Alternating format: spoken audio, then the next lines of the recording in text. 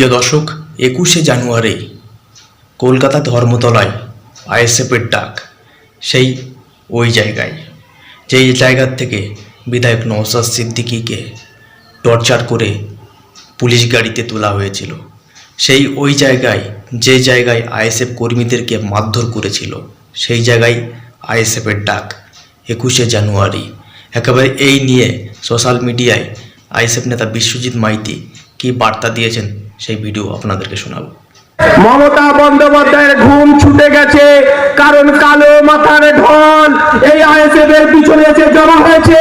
এই আইএসএফ আবার 21শে জানুয়ারি কলকাতা ধর্মতলায় ডাক দিয়েছে।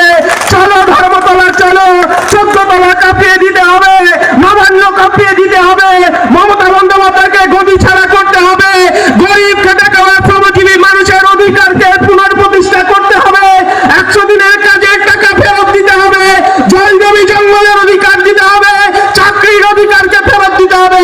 তাই এই কুমারগঞ্জের মানুষ আমরা সেদিন 21শে জানুয়ারি আবার ধর্মতলায় যাব।